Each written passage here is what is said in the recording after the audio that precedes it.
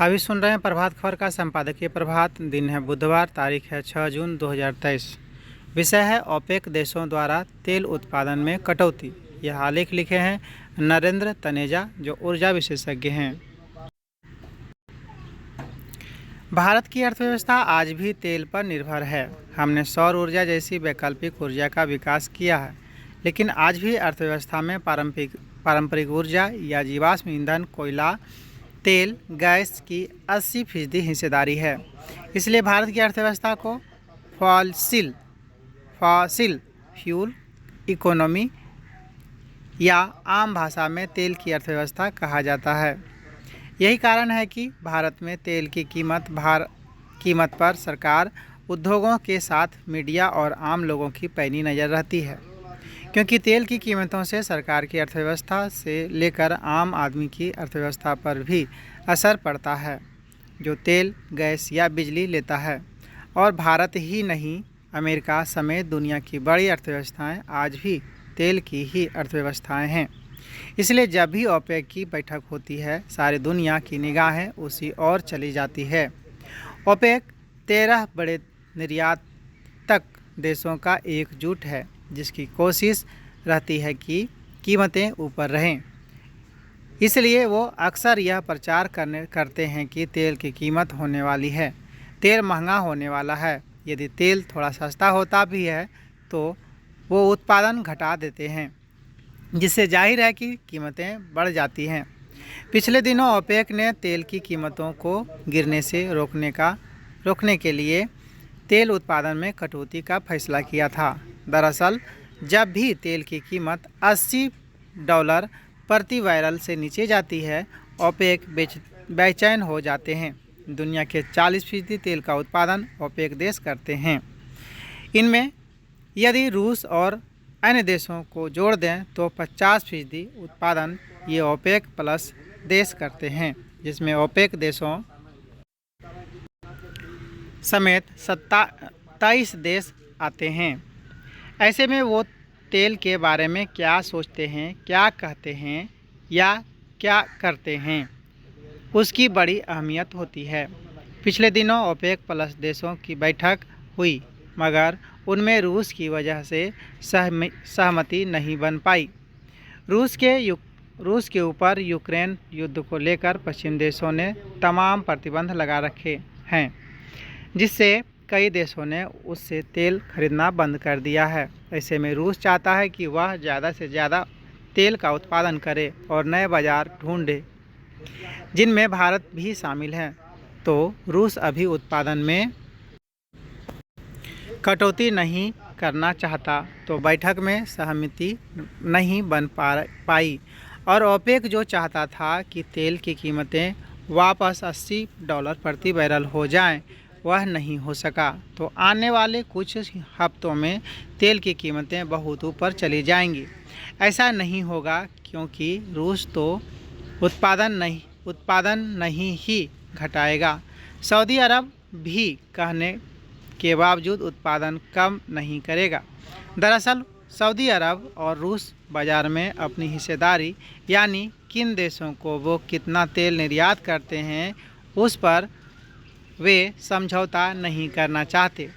भारत अपनी ज़रूरत का 86% तेल आयात करता है। 56% गैस और घरों में ज़रूरी LPG गैस का भी बड़ा हिस्सा आयात किया जाता है।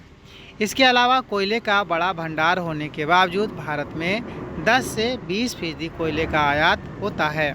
भारत में जो 14% तेल उत्पादन होता है, जो सरकारी कंपनी ONGC करती हो या वेदांता जैसी निजी कंपनियां, उन्हें भी अंतर्राष्ट्रीय बाज़ार में वही कीमत मिलती है जो अंतर्राष्ट्रीय दर पर होती है। रूस पहले भारत को 2% तेल भी नहीं बेचता था। आज भारत का 40% से भी ज़्यादा तेल रूस से आ रहा है। इसे लेकर ओपेक देशों और ख़ास तौर पर सऊदी अरब में बड़ी बेचैनी है। उन्हें लग रहा है कि भारत अगर रूस से ज़्यादा तेल ले रहा है, तो इसका मतलब है कि सऊदी अरब, इराक और कुवैत से तेल लेना कम हो गया है। तेल की कीमतों के हिसाब से यूक्रेन युद्ध एक टर्निंग पॉइंट था। पहले ओपेक और रूस मिलकर काम करते थे। जब मर्जी हो अपने हिसाब से कीमतें बढ़ा देते थे, अपने हिसाब से हेर फेर कर लेते थे। मगर यूक्रेन युद्ध के बाद तस्वीर बदल गई। पहले तो तेल की कीमतें ऊपर गईं, मगर अब वो नीचे आ रही हैं। अभी भारत, चीन और तुर्की भारी मात्रा में रूस से कच्चा तेल खरीद रहे हैं। यानी रूस पर प्रतिबंध के बावजूद तेल की आपूर्ति के सिस्टम पर कोई असर नहीं पड़ा। वह भारत, चीन और तुर्की तथा मोरक्को जैसे कुछ अन्य देशों के माध्यम से जा रहा है। यानी सिस्टम में पर्याप्त तेल है और कोविड महामारी के बाद से मांग में कोई बहुत वृद्धि नहीं हुई है। आज मगर अंतर्राष्ट्रीय बाजार में तेल की कीमत कम है, तो उसका सबसे बड़ा कारण यह है कि भारत और चीन लगातार रूस से कच्चा तेल खरीद रहे हैं। प्रतिबंधों के बावजूद रूस का तेल अंतर्राष्ट्रीय तेल बाजार में पहुंच रहा है। रूस का तेल के बाजार में रहना और मांग में बढ़ोतरी नहीं हो पाना, ये वो दो बड़े कारण हैं जिनसे ओपेक की कोशिशों के बावजूद कच्चे तेल की कीमत आज उस दर पर है जो भारतीय अर्थव्यवस्था के लिए कोई बहुत बड़ा सिरदर्द नहीं है। जहां तक रूस से भारत को मिलने वाले तेल का प्रश्न है, तो भारत पहले रूस से बहुत कम तेल इसलिए लेता था क्योंकि रूस से भारत तेल आने में समय बहुत लगता है।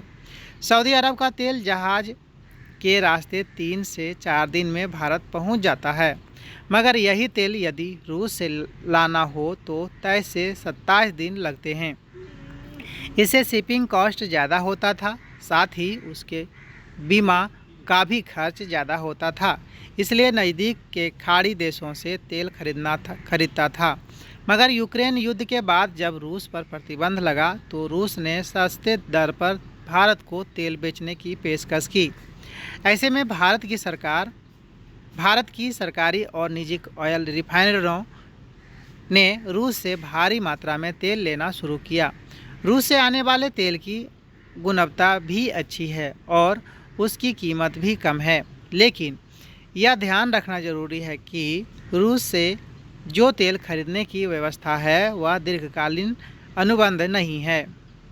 वहीं सऊदी अरब, इराक, कुवैत जैसे देशों से लिया जाने वाला तेल लंबे अनुबंध के तहत आता है, कभी 6 महीने का, कभी 1 वर्ष का, कभी उससे भी ज़्यादा। तो वे अनुबंध भी जारी रहेंगे क्योंकि ये संरक्षित होते हैं, जिसमें वो तेल बेचने से मना नहीं कर सकते। तो तेल की आपूर्ति को लेकर कोई अनिश्चितता नहीं रहती। भारत की कोशिश संतुलन बनाकर रखने की है कि वह एक तरफ से रूस से सस्ता तेल लेता रहे, जिससे देश की अर्थव्यवस्था को और महंगाई को नियंत्रित रखने में मदद मिलती रहे। दूसरी तरफ पारंपरिक तेल विक्रेता देशों के साथ भी संबंध बरकरार रखें, क्योंकि उनसे भारत के लंबी अवधि के करार हैं। अगला आलेख है जलवायु संकट के जिम्मेदार। प्रधानमंत्री नरेंद्र मोदी ने पर्यावरण को लेकर विकसित और विकासशील देशों की एक दूसरे पर जिम्मेदारी थोपने की पुरानी बहस में एक बार फिर से भारत का पक्ष मजबूती से रखा है। पर्यावरण दिवस पर एक महत्वपूर्ण भाषण में उन्होंने कहा कि दुनिया के चंद विकसित देशों की गलत नीयतों की कीमत आज गरीब और विकासशील देश चुका रहे हैं। उन्होंने कहा कि बड़े देशों ने विकास के जिस मॉडल को अपनाया वह अपने आप में विरोधाभासी था। इसकी सोच ये थी पहले तो अपने देश को विकसित कर लो और फिर पर्यावरण की चिंता करो। उन्होंने कहा कि इससे उन देशों ने तो अपने विकास का लक्ष्य हासिल कर लिया, मगर दुनिया के पर्यावरण को उसकी कीमत चुकानी पड़ी। जलवायु को बचाने की बहस में पश्चिमी देश भारत और चीन जैसे बड़ी एशियाई अर्थव्यवस्थाओं पर दबाव बनाते रहे हैं। संयुक्त राष्ट्र की एक रिपोर्ट के अनुसार वर्ष 2020 में धरती के तापमान को बढ़ाने के लिए जिम्मेदार कार्बन डाइऑक्साइड गैसों के उत्सर्जन के मामले में चीन पहले नंबर पर आता है। उसके बाद अमेरिका है और फिर भारत। मगर प्रति व्यक्ति उत्सर्जन के हिसाब से भारत का उत्सर्जन विश्व के औसत उत्सर्जन से कम है। हर देश ने धरती के तापमान को बढ़ाने वाली ग्रीन हाउस गैसों के उत्सर्जन को कम करने का संकल्प लिया हुआ है। भारत ने वर्ष 2070 तक शून्य कार्बन शून्य उत्सर्जन का लक्ष्य रखा है, यानी वह स्थिति जब देश में ऊर्जा के सभी स्रोत ऐसे हो जाएंगे जिनसे कार्बन डाइऑक्साइड का उत्सर्जन पूरी तरह बंद हो जाएगा। हालांकि वर्ष 2015 में संयुक्त राष्ट्र के पेरिस समझौते में भारत में धरती के तापमान वृद्धि को 1.5 डिग्री सेल्सियस तक सीमित रखने के लिए वर्ष 2050 तक कार्बन उत्सर्जन को शून्य करने का लक्ष्य रखा गया था। पिछले वर्ष ग्लासगो में जलवायु सम्मेलन में भारत ने एक बार फिर से वर्ष 2070 तक शून्य उत्सर्जन के लक्ष्य को दोहराया। जलवायु परिवर्तन पर जारी बहस में हाल के दशकों में चीन और भारत जैसे देशों को घेरने की कोशिश होती रही है कि तेज़ी से विकास करने की होड़ में वो कहीं पर्यावरण को तो नुकसान नहीं पहुंचा रहे। प्रधानमंत्री मोदी ने अपने भाषण में इसी संदर्भ में न्याय का प्रश्न उठाते हुए कहा कि दशकों तक विकसित देशों के विकास के मॉडल पर ऐतराज़ करने के लिए कोई मौजूद नहीं था। प्रधानमंत्री ने कहा कि भारत पर्यावरण पर उतनी ही गंभीरता से ध्यान दे रहा है जितना विकास से जुड़े अन्य मुद्दों पर। अगला आलेख है विश्व खाद्य सुरक्षा दिवस के मौके पर। विषय है खाद्य सामग्री में मिलावट पर सख्ती से लगे रोक। यह आलेख लिखे हैं डॉक्टर जुगल किशोर, जो चिकित्सक और प्राध्यापक सफदरजंग अस्पताल नई दिल्ली के हैं। हम जो भी खाते या पीते हैं, जैसे पानी या फल आदि, उन सबको फूड ही कहा जाता है। ये फूड ही हमारे शरीर को जिंदा रखता है। ऐसे में यदि कोई हानिकारक पदार्थ हमारे शरीर में जाता है तो वह हमारे जीवन के लिए खतरा बन जाता है। इसलिए फूड को लेकर काफ़ी प्रयोग हुए हैं और आज हम अच्छी तरह से ये समझ पाए हैं कि शरीर के लिए क्या चाहिए, हमें कौन से विटामिन, मिनरल, कार्बोहाइड्रेट या प्रोटीन आदि की ज़रूरत है। इसके बावजूद हमारे देश में अक्सर यह होता है कि लोगों को दूषित खाना मिलता है जिससे उनकी जान तक चली जाती है। तो फूड जन स्वास्थ्य के हिसाब से एक बहुत ही महत्वपूर्ण विषय है जिस पर हमेशा ध्यान देते रहना चाहिए। मोटे तौर पर कह सकते हैं कि दक्षिण पूर्व एशिया के देशों में हर वर्ष 15 करोड़ लोग सिर्फ खाने से संबंधित बीमारियों से ग्रसित होते हैं। उनमें से करीब 1.25 लाख लोगों की हर वर्ष इससे मौत हो जाती है। भारत में समझा जाता है कि हर साल लगभग 1 लाख लोग खाने से संबंधित बीमारियों से मारे जाते हैं।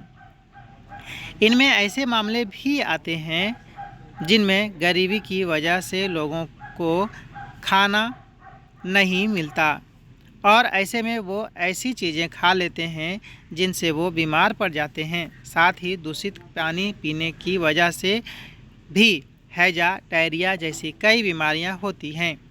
जन स्वास्थ्य के लिहाज से सबसे ज़्यादा मामले ऐसे होते हैं जिनमें खाने के भीतर अति सूक्ष्म माइक्रोबैक्टीरिया या ऐसे ऑर्गेनिज्म के आ जाने या उनकी संख्या बढ़ जाने से शरीर के भीतर संक्रमण होता है और फूड पॉइजनिंग या डायरिया हो जाता है, जिसे डिहाइड्रेशन की वजह से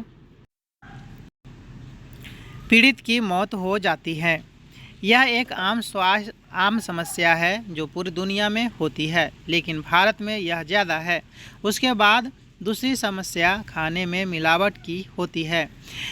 इनमें कुछ मिलावट जानबूझकर की जाती है और कुछ अनजाने में होती है। जैसे पहले DDT का छिड़काव होता था और हम सुरक्षित होने के इरादे से करते थे, मगर वो शरीर में चला जाता था और उससे नुकसान होता था। उसी तरह बहुत सारे किसानों को नहीं पता होता और अनजाने से वे ऐसे काम करते हैं जिनके बारे में उन्हें जानकारी नहीं होती। फिर एक मिलावट वो होती है जिसमें जानबूझकर आर्थिक फ़ायदे के लिए खाने में मिलावट की जाती है।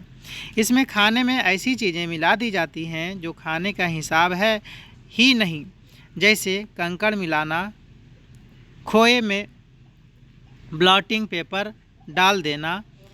इसके अलावा एक समस्या मिस लेबलिंग की है, यानी ये दावा करके सामान देना कि यह खाना बहुत अच्छा है मगर वह होता नहीं है। उसकी वजह से गलत जानकारी दी जाती है। जैसे एनर्जी ड्रिंक के नाम पर यदि उसमें बहुत सारी कैफीन डाल दी जाए तो यह एक गलत तरीका है। उसके बाद जिन संवर्धित खाने या ऑर्गेनिक खाने को लेकर भी जो दावे किए जाते हैं उनके बारे में भी अभी पक्के तौर पर कहना कठिन है कि आगे चलकर क्या होगा। भारत में सुरक्षित खाना और उसकी गुणवत्ता की निगरानी के लिए food safety and standard act बनाया गया है, जो बहुत व्यापक कानून है। उसके तहत फूड इंस्पेक्टर को बहुत अधिकार होता है। वह लेबोरेटरी में किसी भी चीज़ की जांच करा सकता है। राष्ट्रीय स्तर पर ऐसी बड़ी प्रयोगशालाएं हैं। उसी तरह बड़े शहरों की नगरपालिकाओं को भी खाने की जांच कराने के अधिकार होते हैं, क्योंकि यह एक पुरानी समस्या है और यह सुनिश्चित करने का प्रयास किया जाता रहा है कि खाने के खेत से निकलकर प्लेट तक आने का सफ़र में कोई ऐसी चीज़ ना हो जाए जिससे लोगों को परेशानी हो। सरकार की ओर से व्यवस्था बहुत अच्छी बनाई गई है, मगर कुछ कमियां, जैसे कर्मचारियों की संख्या या उनके अनुभव की कमी या उनके प्रशिक्षित नहीं होने से चुनौती आ सकती हैं, क्योंकि जो नई चीज़ें आ रही हैं उन्हें एकदम नए ढंग से टेस्ट करना आसान नहीं होगा। दरअसल खाने के उत्पादन को लेकर जो नई चीज़ें अपनाई जा रही हैं उतना नया काम टेस्टिंग के काम में नहीं हो रहा है। इसके साथ ही जो फूड इंडस्ट्री है, जहां भी विज्ञान पर आधारित शोध होना चाहिए, उस क्षेत्र में भी हमें और ट्रेनिंग की ज़रूरत है। अभी जैसे खाना खाने के सामानों पर वेज या नॉन वेज का लेबल लगाया जाता है और खाने में जो सामग्रियां हैं उसकी जानकारी दी जाती हैं, वो कानूनी दबाव की वजह से हो रहा है। तो व्यवस्था है, मगर उसका पालन सही तरीके से हो, इसके लिए सरकार और प्रयास कर सकती है। खाने में मिलावट एक अपराध है। इसे रोकने के लिए जो भी कानून बना है उसका पालन होना चाहिए। दुर्भाग्य से विदेशों में मिलावट बड़ी समस्या नहीं है, मगर भारत और दक्षिण पूर्व एशिया में यह बहुत बड़ी समस्या है। दूध हो, चीनी हो, कॉफ़ी हो, पनीर हो, आइसक्रीम हो, घी हो, तेल हो, दालें हो, शायद ही खाने का कोई सामान ऐसा होता है जिसमें ऐसी चीज़ों की मिलावट नहीं हो रही हो जो हमारे स्वास्थ्य के लिए हानिकारक नहीं है। अगला आलेख है पर्यावरण संरक्षण की पहल। पर्यावरण संरक्षण की पहल।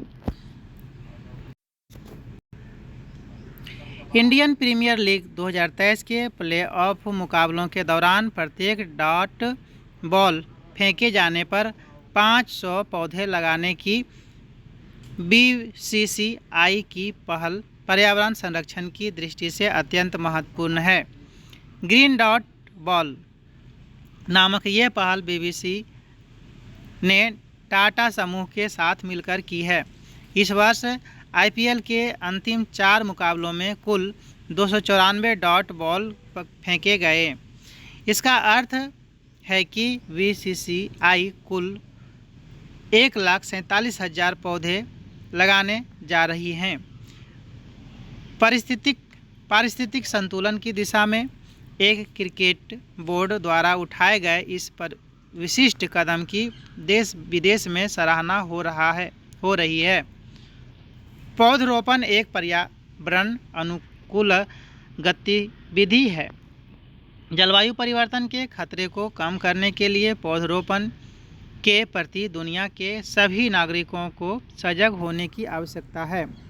इस दिशा में BCCI की पहल को यदि क्रिकेट प्रेमी गंभीरता से लेते हैं तो इससे पर्यावरण को नया जीवन मिल सकता है। वनों का विनष्ट होना बड़ी पर्यावरणीय आपदा है।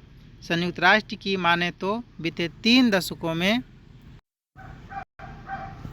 1 अरब एकड़ में लगे वन नष्ट हो गए हैं। नेचर पत्रिका में छपी एक रिपोर्ट के अनुसार दुनिया में हर वर्ष 1500 करोड़ पेड़ काटे जा रहे हैं, जबकि इनके बदले 500 करोड़ नए पौधे ही लगाए जा रहे हैं, जिनका एक बड़ा हिस्सा पेड़ बनने के क्रम में दम तोड़ देता है। वनावरण का सिकुड़ता दायरा वास्तव में हमारी संकुचित होती पर्यावरणीय चेतना का द्योतक है। यह प्रकृति और मानव दोनों के लिए गंभीर चिंता की बात है। संतुलित पर्यावरण की स्थापना में पेड़ पौधे महत्वपूर्ण भूमिका निभाते हैं। ये वातावरण से अतिरिक्त और हानिकारक गैस सोख वैश्विक तापमान में हमारी रक्षा करते हैं। एक परिपक्व पेड़ एक वर्ष में वातावरण से लगभग 48 पाउंड से अधिक कार्बन डाइऑक्साइड अवशोषित कर लेता है। शोध बताते हैं कि एक वर्ष में लगभग 1 एकड़ में लगे पेड़ उतना कार्बन डाइऑक्साइड सोख लेते हैं जितना एक कार औसतन 2600 मील की दूरी तय कर उत्पन्न करती है। वन्य पर्यावरण से प्रदूषक गैसों को अपने अंदर समाहित कर वातावरण में ऑक्सीजन छोड़ते हैं। इसके साथ ही ये वर्षा कराने, तापमान नियंत्रित रखने, मृदा कटाव को रोकने तथा जैव विविधता का पालन पोषण करने में भी सहायक हैं। यदि हम वन वसा नहीं सकते तो उन्हें काटने का भी नैतिक अधिकार नहीं है। कम से कम एक पौधा लगाने का संकल्प भी पर्यावरण को नया जीवन दे सकता है। देश में पौधरोपण को अभियान बनाने की आवश्यकता है। यह सभी के लिए हितकारी होगा। वनों की कटाई पर रोक लगा तथा वन बसा कर ही जलवायु परिवर्तन के आसन्न खतरों से बचाव संभव है। अगला आलेख है देश दुनिया से जागरूकता की कमी से COPD का बढ़ता खतरा। क्रॉनिक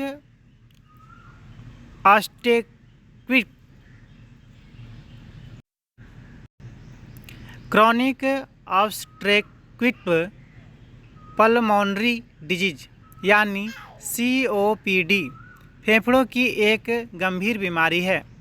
यह सबसे आम गैर संचारी रोग है जो निम्न व मध्यम आय वाले देशों में मृत्यु दर के उच्च होने का कारण बना हुआ है। COPD मुख्य रूप से तंबाकू, धूम्रपान, घरेलू और बाहरी वायु प्रदूषण तथा काम करते हुए हानिकारक पदार्थों के लंबे समय तक संपर्क में रहने के चलते होता है। धूम्रपान ग्रामीण क्षेत्रों में खुले में जलती रसोई और शहरी क्षेत्रों में वायु प्रदूषण के कारण नेपाल COPD सहित सांस संबंधी रोगों के उत्पन्न होने का एक आदर्श स्थान बना हुआ है।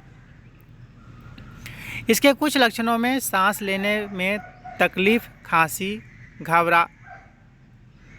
घरघराहट और सीने में जकड़न शामिल है। समय के साथ COPD फेफड़ों को हानि पहुंचाने और सांस संबंधी जटिलताओं तथा दुनिया भर में अव्यवस्था व मृत्यु दर का एक प्रमुख कारण बन सकता है। कई मामलों में COPD धीरे धीरे बढ़ता है और इसके लक्षणों पर ध्यान नहीं दिया जा सकता या इसे बढ़ती उम्र की सामान्य प्रक्रिया मानकर खारिज किया जा सकता है। दुर्भाग्यवश देर से पहचान के चलते उपचार शुरू होने से पहले ही यह रोग गंभीर अवस्था में पहुंच सकता है। COPD कमज़ोर स्वास्थ्य सुविधाओं वाले देशों में सामुदायिक स्तर पर तेज़ी से फैल रहा है। तंबाकू, धूम्रपान, खाना पकाने और गर्मी के लिए बायोमास ईंधन के उपयोग, घरेलू व बाहरी प्रदूषण और काम के दौरान धूल और रसायनों के संपर्क में आने के कारण विशेषकर नेपाल में गंभीर चुनौतियां हैं। जोखिम के ये कारण COPD को बढ़ाने में महत्वपूर्ण योगदान देते हैं। इतना ही नहीं, लोगों में COPD और इसके जोखिम कारकों को लेकर जागरूकता की कमी इसके शीघ्र पहचान तथा प्रभावी प्रबंधन में बाधा बन रही है। पर रोग को लेकर शैक्षिक पहल जागरूकता लाने में सहायक सिद्ध हो सकती है। अगला आलेख है ट्रेन हादसे की तय हो जिम्मेदारी। ओडिशा के बालासुर में हुए ट्रेन हादसे की जिम्मेदारी तय हो। ऐसे हादसों में देखा जाता है कि रेलवे का छोटा कर्मचारी ही फंसता है और उसकी नौकरी चली जाती है। वहीं काम का श्रेय लेने के लिए मंत्री से लेकर बड़े अधिकारी आगे आ जाते हैं। इसलिए हादसे की भी जिम्मेदारी उन्हें लेना चाहिए। लाल बहादुर शास्त्री से लेकर अन्य राजनेता ने नैतिकता के आधार पर त्यागपत्र दिया था। हालांकि यह सच है कि इलेक्ट्रॉनिक इंटरलॉकिंग सिस्टम से ट्रेन का ट्रैक तय होता है, लेकिन इसमें गड़बड़ी कैसे आई।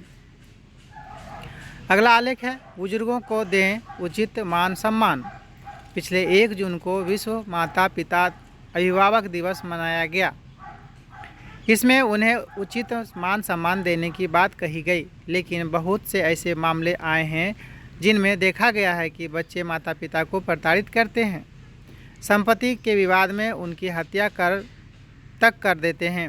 यह किसी भी स्थिति में गलत है, साथ ही कानूनी रूप से दंडनीय अपराध भी है। माता पिता बच्चों की परवरिश में सारा जीवन लगा देते हैं। हर समय उसकी बेहतरी की चिंता उन्हें सताती रहती है, इसलिए उन्हें उचित सम्मान दें। अगला आलेख है सर्वोच्च समर्पण। परम पुरुष अनंत हैं। मनुष्य अपने दम पर परम पुरुष को प्राप्त करने का प्रयास करता है। उसके लिए यह उनकी शक्ति यानी प्रकाष्ठा की पूर्ण अभिव्यक्ति है। यह भी सच है कि मनुष्य सबसे बुद्धिमान प्राणी है। अपनी बुद्धि के कारण वह समझ सकता है कि परम पुरुष तक पहुँचने का केवल एक ही मार्ग है, भक्ति का, दूसरा कोई रास्ता नहीं। यहाँ भक्ति का अर्थ है सर्वोच्च समर्पण। दूसरे शब्दों में उनकी शरण में अनाथ भक्त कहता है, हे परमात्मा, आप कितने महान हैं। मेरे पास आपको मापने की क्षमता नहीं है।